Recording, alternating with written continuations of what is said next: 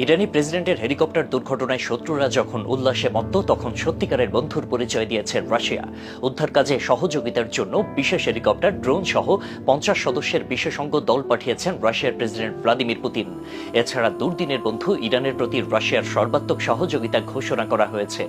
এক প্রতিবেদনে রাশিয়ান সংবাদ সংস্থা তাস জানায়, দুর্ঘটনার পরপরই ইরানের প্রেসিডেন্ট ইব্রাহিম রাইসি, পররাষ্ট্রমন্ত্রী হোসেইন আবদুল্লাহিয়ান সহ অন্যদের উদ্ধারের জন্য 2টি অত্যাধুনিক প্লেন এবং বেশ কয়েকটি হেলিকপ্টার সহ রাশিয়ার সবচেয়ে অভিজ্ঞ 50 সদস্যের পর্বতারোহী উদ্ধারকারী দল পাঠানোর নির্দেশ দেন পুতিন। এর আগে পুতিন মস্কোতে নিযুক্ত ইরানের রাষ্ট্রদূত কাজেম জালালির সঙ্গে বৈঠক করেন। বৈঠকে রাশিয়ার শীর্ষ প্রতিরক্ষা এবং নিরাপত্তা কর্মকর্তা উপস্থিত ছিলেন। এ সময় পুতিন রাষ্ট্রদূত জালালির মাধ্যমে ইরানের সর্বোচ্চ নেতা আলী খোমেনিকে আশ্বস্ত করার কথা বলেন। পুতিন বলেন, রাইসির হেলিকপ্টারটি খুঁজে পেতে রাশিয়া প্রয়োজনীয় সবকিছু করবে। IRN এর প্রতিবেদনে বলা হয়েছে, আর্মেনিয়া থেকে 2টি বিশেষ উড়োজাহাজ ইরানের দুর্ঘটনাস্থলে পাঠানোর নির্দেশ দিয়েছেন পুতিন। তুরস্ক ছাড়াও আজারবাইজান, আর্মেনিয়া ও ইরাকও বিধ্বস্ত হেলিকপ্টারটি খুঁজতে সহায়তা করার কথা বলছে। রাইসের হেলিকপ্টারটি পাহাড়ি দুর্গম এলাকায় বিধ্বস্ত হওয়ায় এবং বৈরী আবহাওয়ার কারণে নাগাল পাচ্ছিল না উদ্ধারকারীরা। ইরানের president Ayatollah Syed Ebrahim Raisi helicopter দুর্ঘটনায় মারা গেছেন বলে নিশ্চিত করেছে দেশটির গণমাধ্যম ইরনা ইন্টারন্যাশনাল। হেলিকপ্টারে রাইসির সঙ্গে থাকা ইরানের পররাষ্ট্রমন্ত্রী আমির আবদুল্লাহিয়ান, পূর্ব আজারবাইজান প্রদেশের গভর্নর মালেক রাহমাতি এবং এই প্রদেশে ইরানের সর্বোচ্চ নেতার মুখপাত্র আয়াতুল্লাহ মোহাম্মদ আলী আলে হাশেম সহ তাদের সফরসঙ্গী সবাই নিহত হয়েছেন। এছাড়া তাদের মৃত্যুর সংবাদ নিশ্চিত করেছে সাবেরিন নিউজ।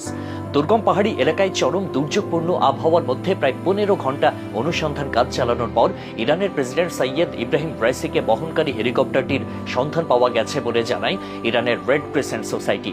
সোমবার অর্থাৎ 20 মে সকাল 7টা নাগাদ ইরানের প্রেসিডেন্ট সৈয়দ ইব্রাহিম রাইসিকে বহনকারী হেলিকপ্টারটির ধ্বংসাবশেষের সন্ধান পাওয়া যায়। প্রাপ্ত ছবি ও ভিডিওতে দেখা যায়, ঘন পাহাড়ি জঙ্গলে হেলিকপ্টারের ধ্বংসাবশেষ পড়ে রয়েছে। হেলিকপ্টারের লেজের একটি অংশ ছাড়া বাকি পুরো অংশ আগুনে পুড়ে ভস্মীভূত হয়েছে।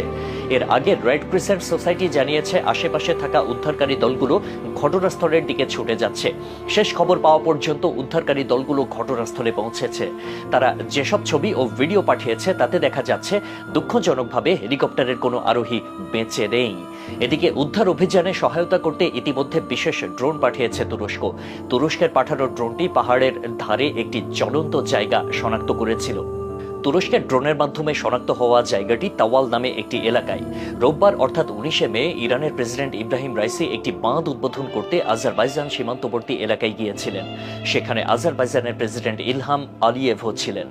সেখান থেকে 3টি হেলিকপ্টারের বহর নিয়ে পূর্ব আজারবাইজান প্রদেশের রাজধানী তাবরিজে ফিরছিলেন ইব্রাহিম রাইসি ও তাঁর সঙ্গে থাকা অন্য কর্মকর্তারা। পথে পূর্ব আজারবাইজানের জোরফা এলাকার কাছে প্রেসিডেন্টকে বহনকারী হেলিকপ্টারটি বিধ্বস্ত হয়। অন্য 2টি হেলিকপ্টার নিরাপদে গন্তব্যে পৌঁছেছে। বৈরী আবহাওয়ার কারণে উদ্ধারকারী দল ঠিকমতো কাজ করতে পারছে না।